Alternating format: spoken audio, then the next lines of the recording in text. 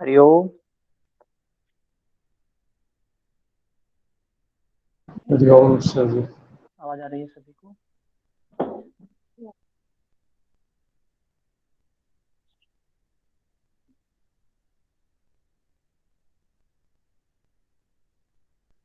स्वयं जी, आवाज आ रही है? जी आ रही है, आ रही है। तो शुरू करते हैं प्रार्थना के साथ में। सभी लोगों के पास योग सूत्र होगा। आरामदायक स्थिति में बैठ जाएं, चित्त को शांत कर ले। प्रार्थना के साथ में शुरू करेंगे।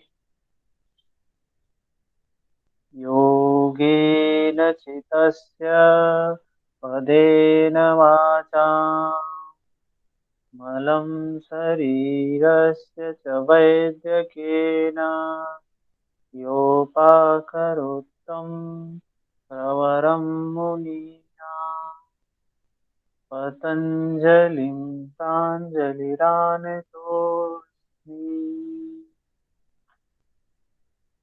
देशबन्धः चित्तस्य धारणा तत्र प्रत्ययेकता नता ध्यानम् तदेव अर्थमात्रनिर्भासम् स्वरूपशून्यमिव समाधि त्रयम् एकत्र संयमः तज्जयात् प्रज्ञालोकः तस्य भूमिषु विनियोगः त्रयम् अन्तरङ्गपूर्वेभ्यः तदपि बहिरङ्गनिर्बीजस्य।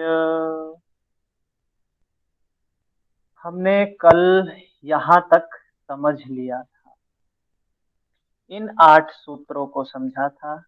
विभूतिपाद में पहला सूत्र धारणा के बारे में बताए कि इस देश में यह जो शरीर है इसमें चित्त को बांधना क्या है? धारणा है।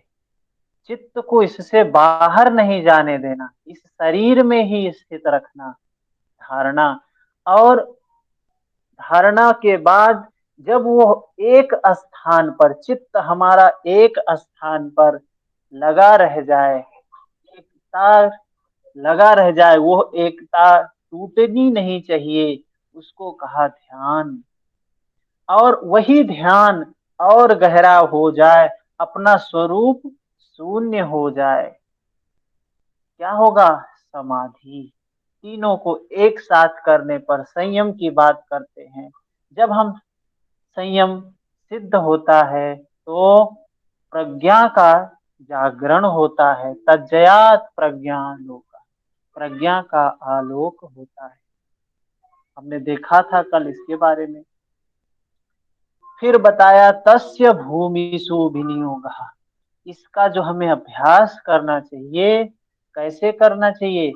स्थूलता से सूक्ष्मता की तरफ इस शरीर में पहले अन्नमय कोश पर, फिर प्राणमय कोश पर, फिर मनोमय कोश पर सूक्ष्मता सूक्ष्मता और सूक्ष्म होते जाता है। तो उसका विनियोग कैसे करना चाहिए यह बताया कि स्थूल से सूक्ष्म की तरफ, सूक्ष्मता की तरफ आगे क्रम से संयम करना चाहिए,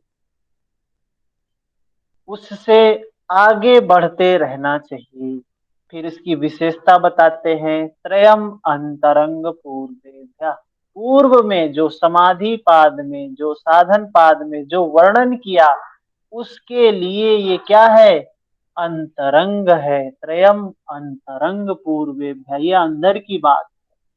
यम नियम आसन प्राणायाम प्रत्याहार, उसके तात्पर्य से ये अंदर की बात है। धारणा ध्यान समाधि तदपि बहिरंग निर्बीज, लेकिन क्या है? ये निर्बीज समाधि के लिए बहिरंग है। ये समाधि ध्यान धारणा ये बहिरंग है निर्बीज समाधि के लिए। फिर बात आती है 9वां सूत्र। इसको समझने से पहले थोड़ा सा हमको एक भूमिका समझनी होगी। बात यहाँ चित्त की है, चित्त के संस्कारों की है। क्योंकि यहां तक क्या बताया कि इस समाधि में हमारा स्वरूप शून्य हो जाता है, लेकिन संस्कार तब भी शेष रहते हैं, संस्कार नहीं खत्म होता। तो थोड़ा सा हम चित्त के बारे में, चित्त की स्थिति के बारे में, चित्त के बारे में और उसके संस्कार के बारे में पूरा विस्तृत थोड़ा सा समझेंगे। उसके बाद हम इस पर आएंगे, क्योंकि जब तक बेस नहीं समझ में होगा, चित्त नहीं समझेंगे, चित्त की अवस्थाएं नहीं समझेंगे, तब तक इस सूत्र को कोई समझा नहीं सकता आपको। जब वो समझ में आ जाएगा तब ये समझ में आ जाएगा। तो सभी लोग इसको नोट करेंगे। चित्त लिख ले। चित्त, चित्त जो है ये क्या है? यह सत्व प्रधान है। तीनों गुण होते हैं लेकिन सत्व प्रधान होता है ये चित्त। और यह चित्त है क्या? क्या यह जीवात्मा है? क्या यह पुरुष है? क्या यह ईश्वर है? तो जवाब है नहीं। चित्त क्या है? चित्त के माध्यम से ये जो जड़ है, जो प्रकृति है, जो ये शरीर है, जो चेतनवत प्रतीत होती है, जो लगती है चेतन है, लेकिन वास्तविक में ये क्या है? जड़ है, प्रकृति है, दृश्य है। तो एक प्रश्न ये भी आया है कि चित्त क्या है? चेतन है, अवचेतन है, क्या है ये? तो ये प्रश्न बहुत आता है। ये जीवात्मा का भाग है या पुरुष का भाग है या प्रकृति का भाग है? तो चित्त को समझ ले, ये प्रकृति तत्व का भाग है। चित्त के धर्म हैं दो, चित्त के दो धर्म हैं। एक है नैसर्गिक धर्म, एक है आगंतुक धर्म। नैसर्गिक धर्म क्या है? नैसर्गिक धर्म है स्थिरता। चित्त का नैसर्गिक धर्म है स्थिरता और आगंतुक धर्म है चंचलता। चित्त के दो धर्म है, नैसर्गिक धर्म स्थिरता, आगंतुक धर्म चंचलता।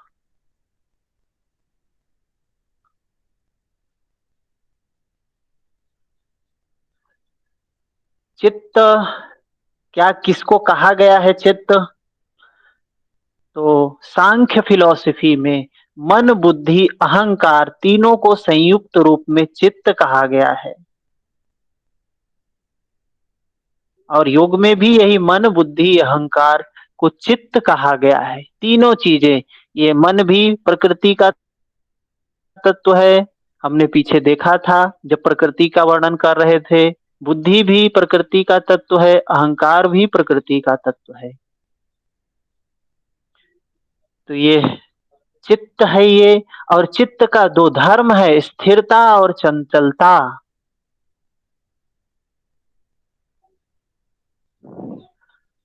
अब चित्त के स्वभाव के बारे में थोड़ा सा इसको लिखना है। 3 प्रकार के चित्त की बात होती है। कितने प्रकार के चित्त हैं, ये चीजें आपको कहीं नहीं मिलेगी, कोई नहीं बताएगा इतना कुछ चित्त के बारे में।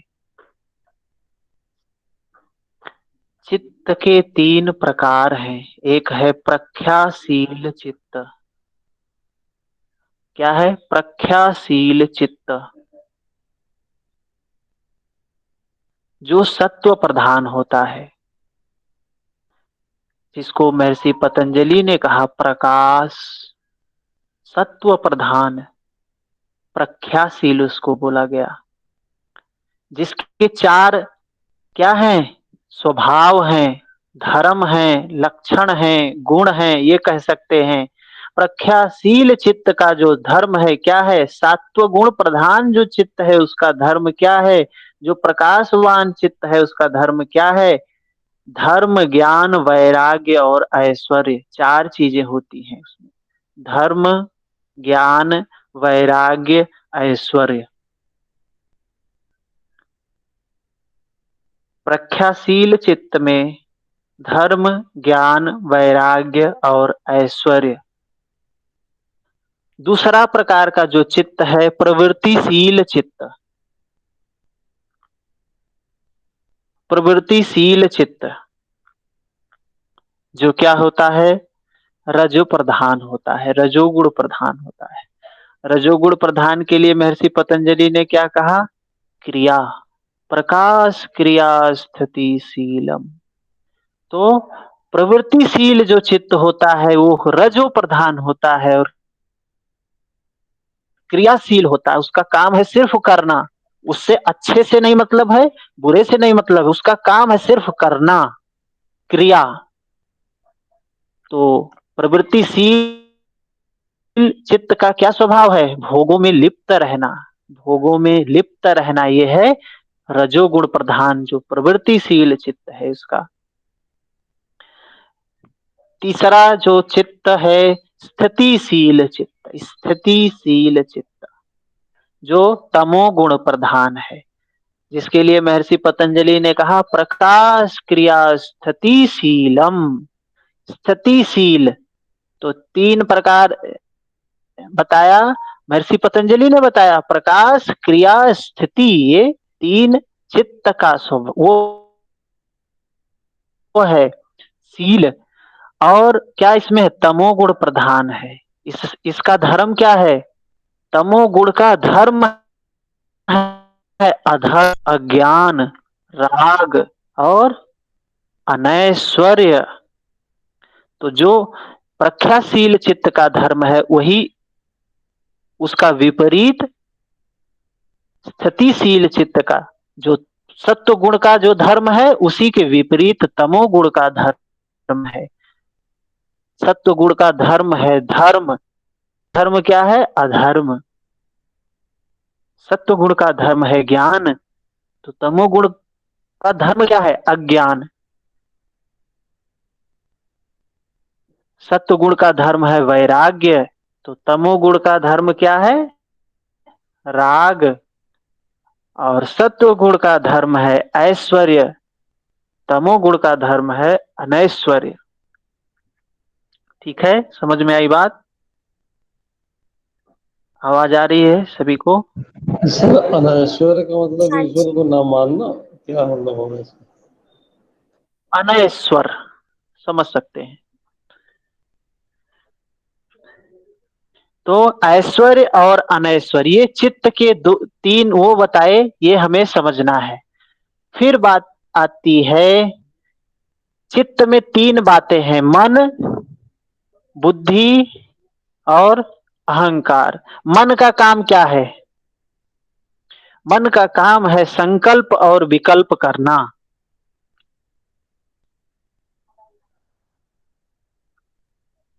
बुद्धि का काम क्या है? निश्चय करना।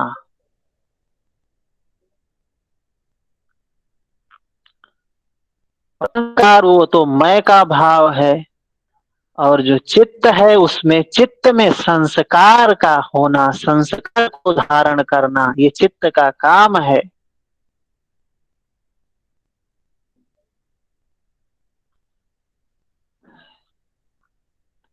अब हम समझते हैं चित्त की भूमियां। जब इस चित्त की भूमि को हम समझ लेंगे तब वो सूत्र हमें समझ में आएगा, अन्यथा हम उस एक बार फिर सूत्र से को समझ नहीं। एक बार फिर से इसको प्ले कर दो, वाइस थोड़ा। मन बुद्धि अहंकार को फिर से थोड़ा रिपीट कर दें। संकल्प विकल्प मन का बुद्धि का। हाँ, मन का जो कार्य, मन का कार्य है संकल्प विकल्प करना। संकल्प विकल्प। बुद्धि का काम है निश्चय करना।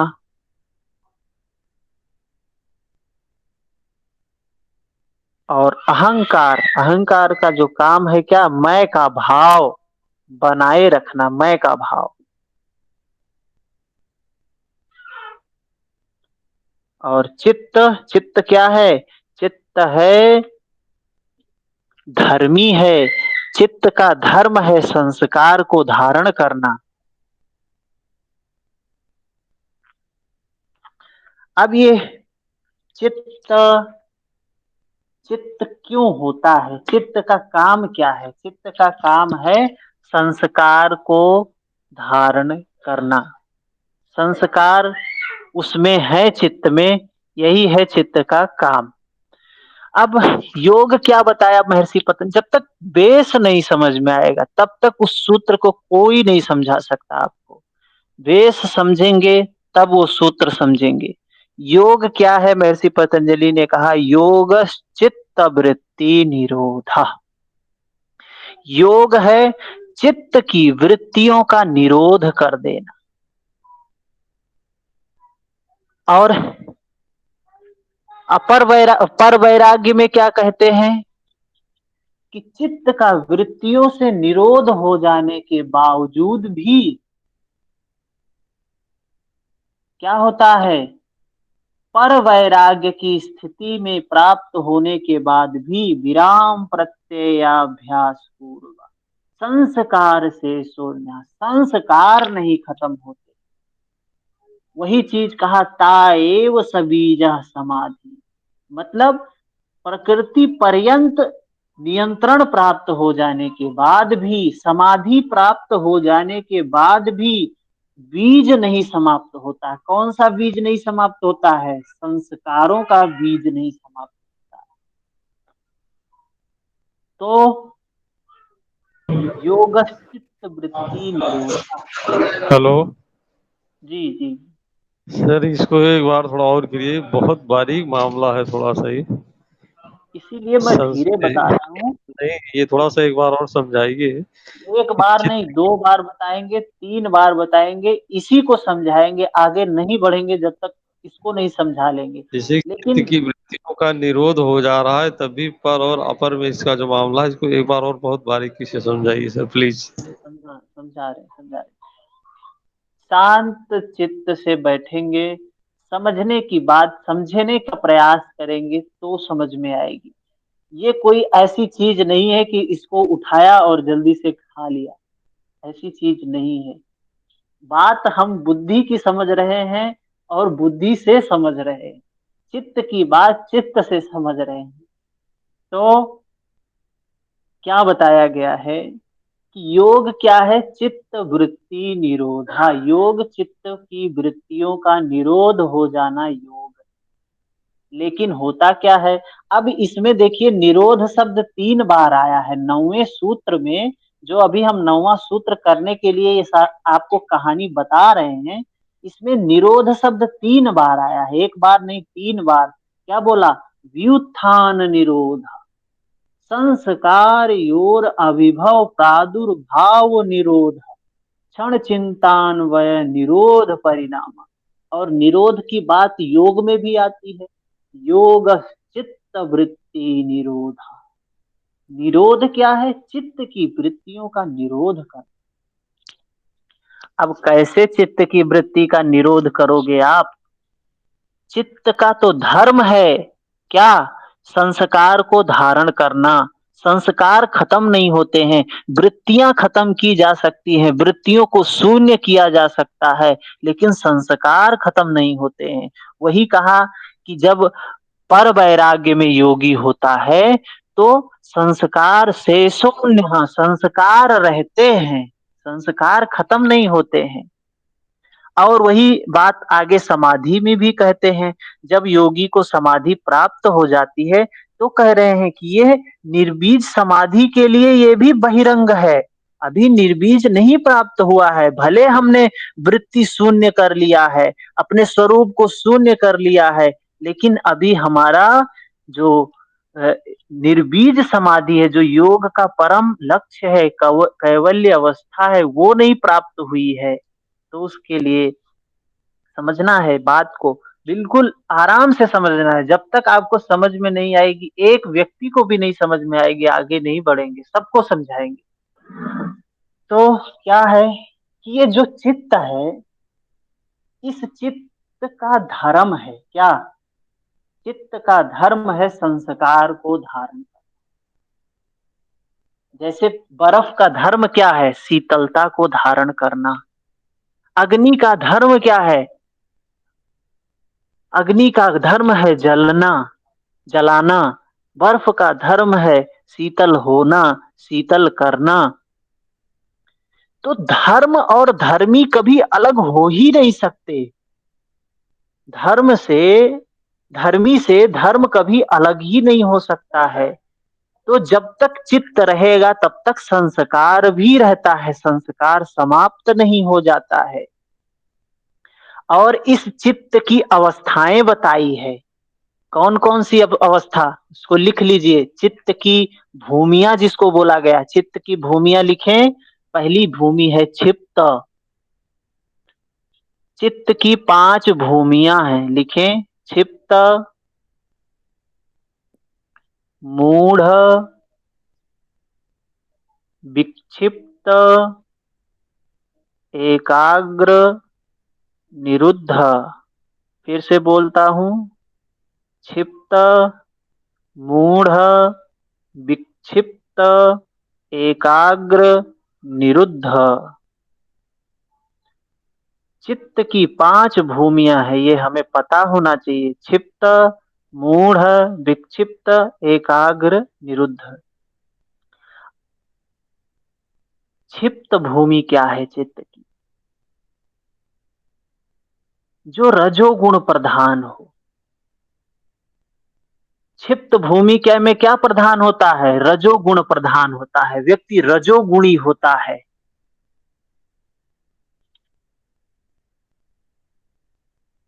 तमो, मूढ़ वृत्ति में तमोगुण प्रधान होता है। और विक्षिप्त वृत्ति में सत्व गुण प्रधान के साथ साथ रजोगुण भी रहता है पीछे पीछे। विक्षिप्त अवस्था में सत्व गुण तो रहता ही है, रजोगुण भी रहता है साथ साथ में। और एकाग्र अवस्था कौन सी अवस्था है? सत्व गुण की अवस्था है, सत्व प्रधान रहता है। जब हम पूर्ण एकाग्र होते हैं तो हमारा सत्व गुण प्रधान होता है। निरुद्ध अवस्था, जिसको योगी जन की अवस्था कहा गया, तुरिया अवस्था कहा गया, पर वैराग्य की अवस्था कहा गया, असंप्रज्ञात समाधि की अवस्था कहा गया, शेषोन्य कहा गया। क्या है? निरुद्ध अवस्था, जिसमें तीनों गुण समाप्त हो जाते हैं। चित्त के तीनों गुण, जो प्रकृति के तीनों गुण हैं, सत्व रज तम, तीनों समाप्त हो जाते हैं, निरुद्ध अवस्था है। तो हमने देखा चित्त की 5 भूमियां, क्षिप्त, मूढ़, विक्षिप्त, एकाग्र, निरुद्ध। क्षिप्त में रजोगुण प्रधान, मूढ़ में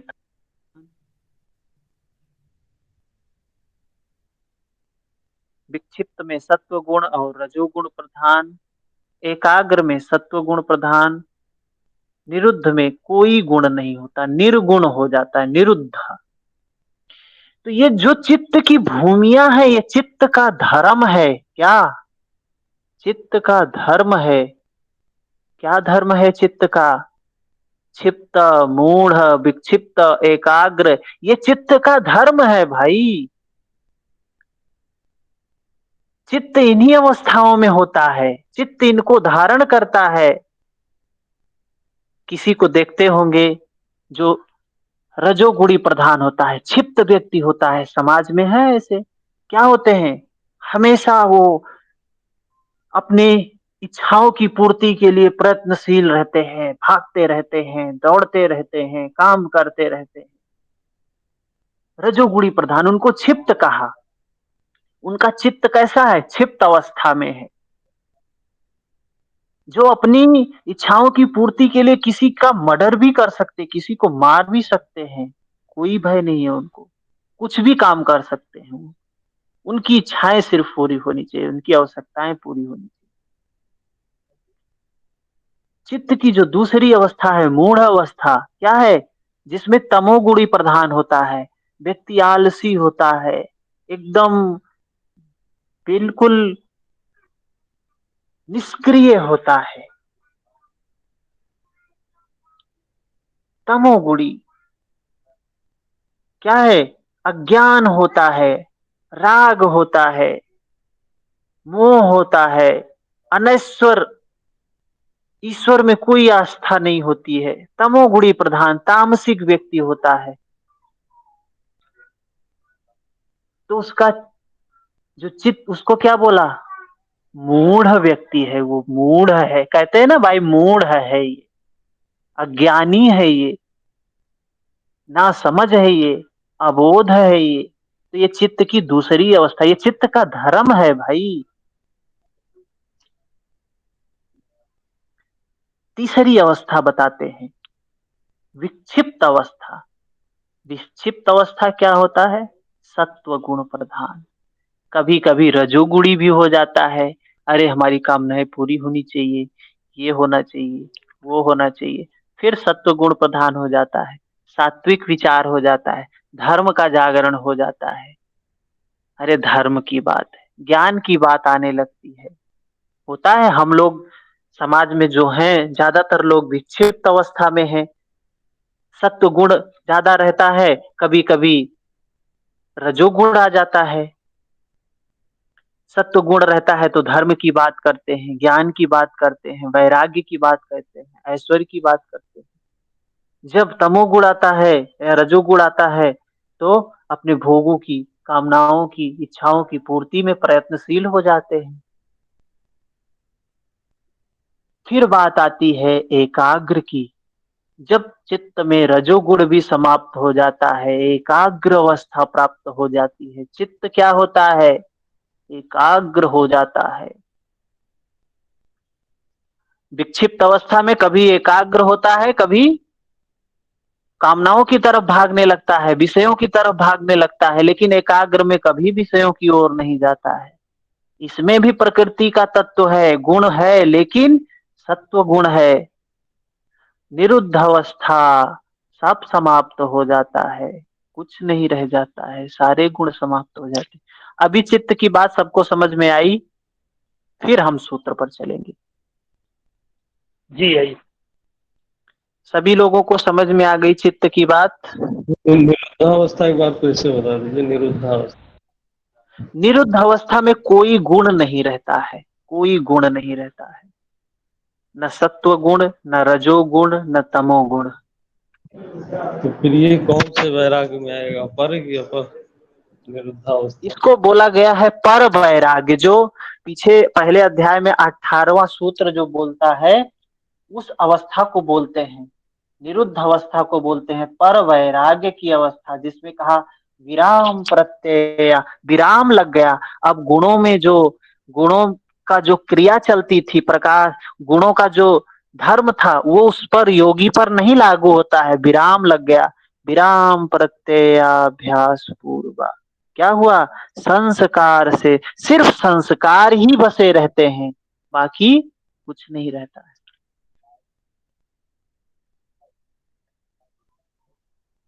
तो समझ में आई बात। सर ये चित्त की भूमिया जो ये योग सूत्र में इस सूत्र के रूप में नहीं दी गई है ना, जो चित्त की नहीं नहीं, भूमिया व्यास है। इसके टीकाकारों ने इसका वर्णन किया है।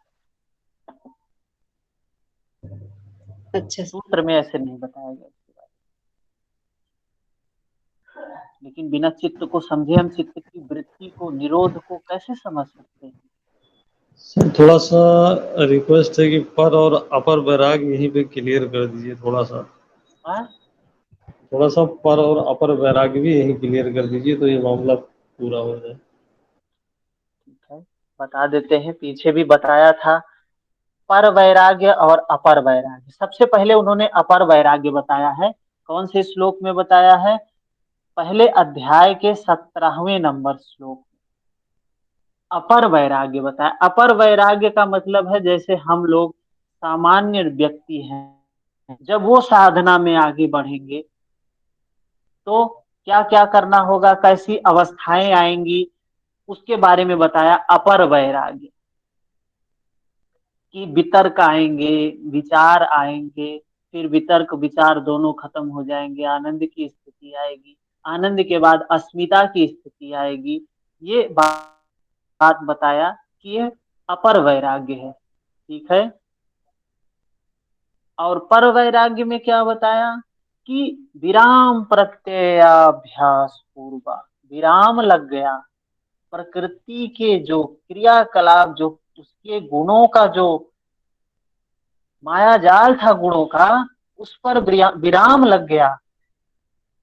साधक को जब पर वैराग्य की प्राप्ति होती है उस समय स्वभाव से चित्त क्या होता है, संसार के पदार्थों की ओर नहीं जाता है। निरुद्ध अवस्था बताया, निरुद्ध अवस्था को प्राप्त हो गया, क्योंकि चित्त का जो धर्म है, जो गुण है, वो सब समाप्त हो गए। तो क्या होता है, जब ये चित्त का बाहर की ओर ना जाना, विषयों की ओर ना जाना, वह उनसे अपने आप क्या हो जाता है, उपरत हो जाता है, अलग हो जाता है। तो इसी को कहा गया कि पर वैराग्य। और अपर वैराग्य में अस्मिता रहती है। ठीक है, अभी हम आगे के सूत्र पर चलें। सभी को बात समझ में आई?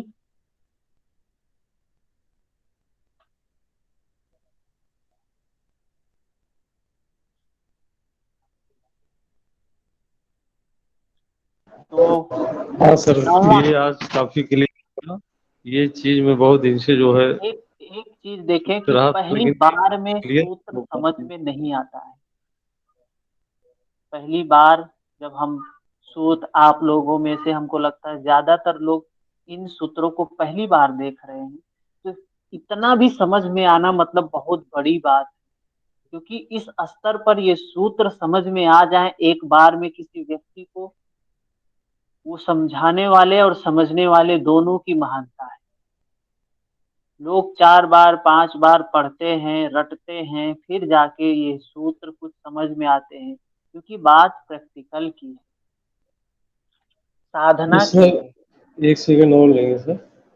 हाँ। अपर वैराग्य में जब योगी साधक में आगे बढ़ता है तो उसके चित्त में वितर्क विचार आनंद अस्मिता ये सब चलते रहते हैं पर अवस्थाएं। वैराग्य में योगी, पर वैराग्य में जो योगी होता है वो प्रकृति लय की अवस्था को प्राप्त कर लेता है। वो योगी क्या, वो प्रकृति लय की अवस्था को प्राप्त कर लेता है, मतलब उसकी मृत्यु भी हो जाती है तो भी उसे वापस फिर से साधना शुरू करने की जरूरत नहीं है। उस अवस्था पर पहुंच गया। वो वितर्क विचार तो उसके सामने आएंगे ही नहीं, आनंद की तो बात ही नहीं, उससे ऊपर उठ गया है वो।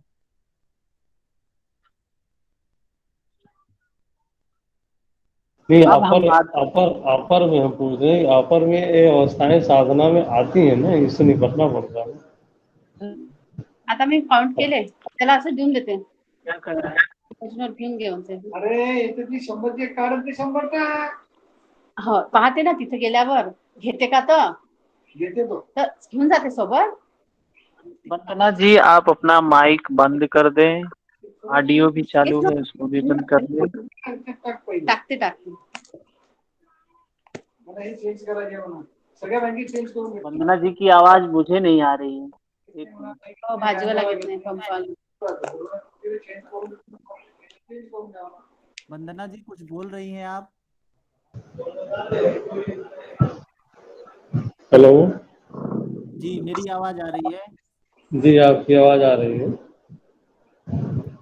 हेलो। हाँ हाँ बोले, आप बोलिए।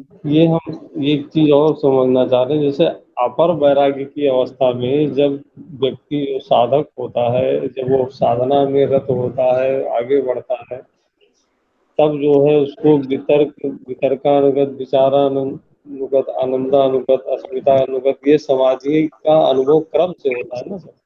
बिल्कुल बिल्कुल कर्म से ही होगा। हाँ, ये कर्म और से फिर ही उसके होगा। बाद पर वैराग्य में ये सब समाप्त ही हो जाएगा, कुछ रह ही नहीं जाएगा। हाँ, इनसे कोई मतलब, उससे ऊपर उठ चुका है वो योगी। मतलब प्रकृति के माया जाल से वो मुक्त हो गया, जो हाँ कि हाँ प्रकृति ने पुरुष के को लपेटने के लिए, अपने में आसक्त करने के लिए रचा था, वो सब समाप्त हो गया। हाँ हाँ।